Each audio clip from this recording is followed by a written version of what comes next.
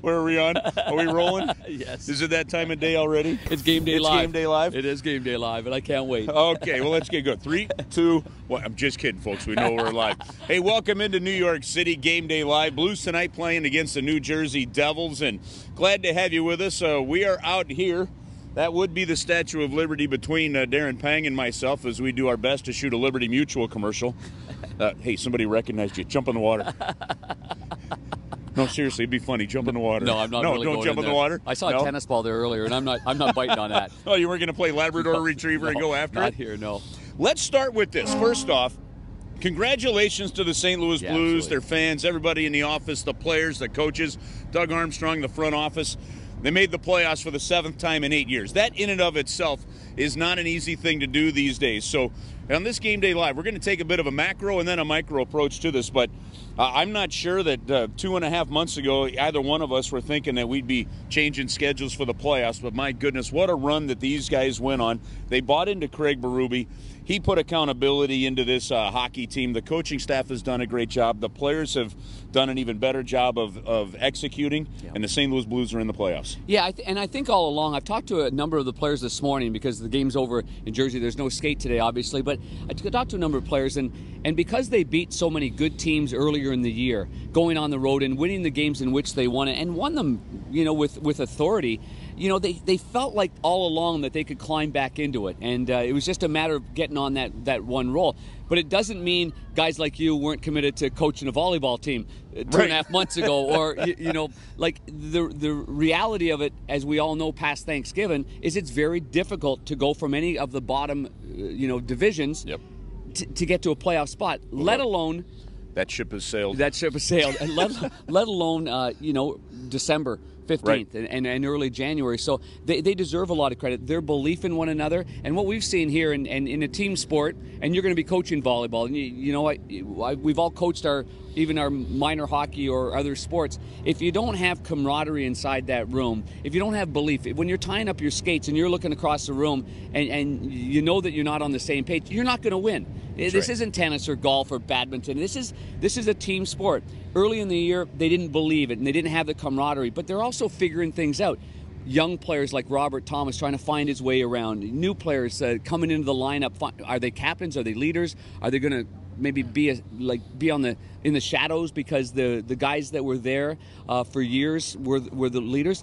It just takes a long time. You could feel the magic once they got it going, and that's why they were able to put on an 11-game win streak. Well, and when you talk to them prior to the game yesterday against the New York Rangers, and we'll get to that here in just a moment, but when you talk to them prior to that game, they still very much and very intently are eyeing first overall in the division. Now, last night's debacle might have, might have slowed that train down a little bit, but they are still even eyeing 100 points and talking about it. And so you can see that the goals and the sights and what this team wants to do is there.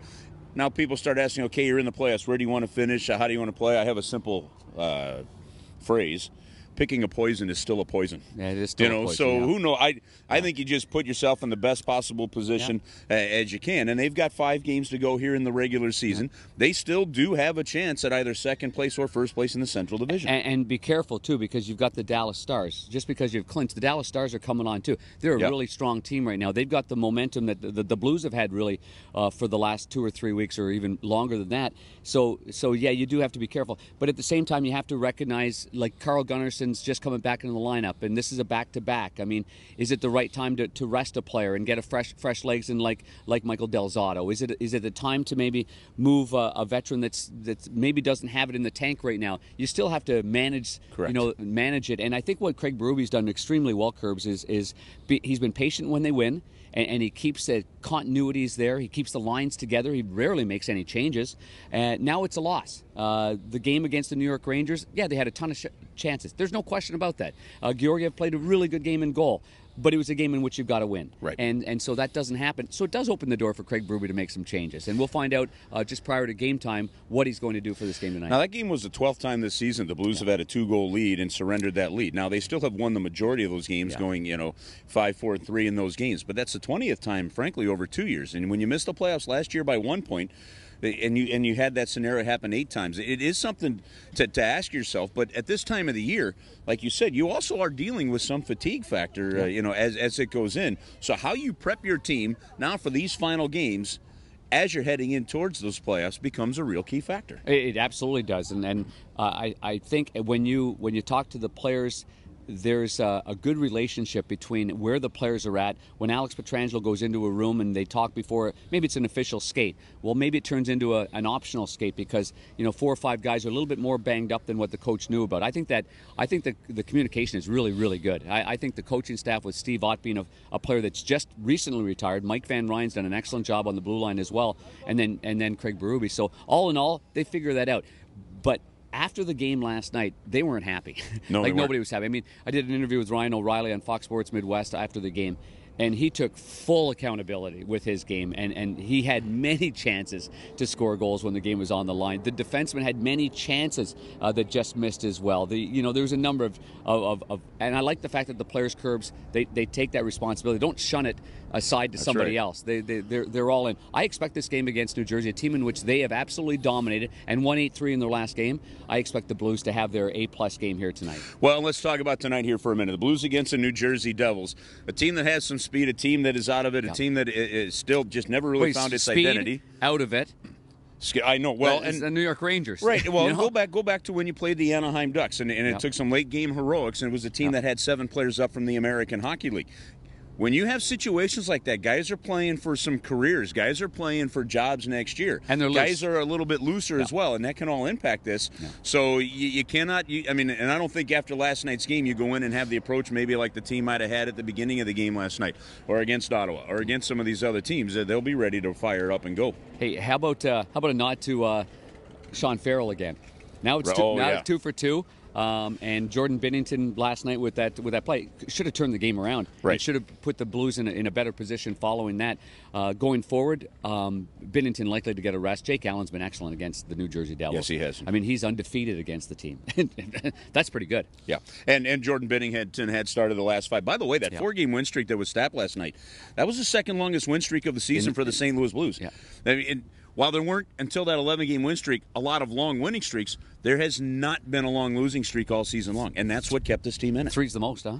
Pretty amazing. And then there was 2 wins were the most, but that's how they kept afloat, and that's how they kept that belief that they never let it get away, and they deserve a lot of credit. I mean, I know everybody's excited. I know it took Arizona to lose last night, and I was actually I was in the same establishment as Doug Armstrong was, and Craig Berube was there with his family actually at a different table. And once the word came down, I saw the embrace and the little high fives there with the both making of them. The playoffs is making the playoffs. Well, I mean, it's just not that easy simple. making the playoffs. That's right. And you can say, well, all it takes is 1 point down the stretch, and if you can't get 1 point, you don't deserve to get in. But you don't want to leave it to chance either. So they took advantage of a loss with Arizona that had a heck of a year, by the way. Well, Rick Tocchet did a great job with the Arizona Coyotes, and now now the Blues are locked in. I bet that they play just a little bit not looser. That's the wrong word. Just a little bit. Okay. Whew. I think there was a little pressure last night too, going in, and especially when they were down late in the game. Curbs, I saw it. That was a full-on attack. I like the way that their mode was. It was like we have to. It was like Game 7. We have to tie this game up to get it into overtime, and so there was a lot of positives that I actually took from last night's game. All right. Well, on social media today, there was a tweet that apparently somebody put out, and I'm going to pull this up here real quick here, Panger. Statue of Liberty? No. There is somebody that created a Jay Bouwmeester account that apparently this guy is not much of a fan of Jay Bouwmeester. So it's Bo Daddy is the name, and it's at not JBO19. Okay. Well, this guy earlier this season, go way back to December 27th. So he was in the real Christmas mode here. Put out a tweet. And I think Blues fans should make sure that this person sticks to this tweet, and we should maybe even make sure that this happens. This is good. The tweet says that if the Blues make the playoffs, I'll get a tattoo of Bouwmeester on my butt. Now, he actually used a 3-letter word that means butt.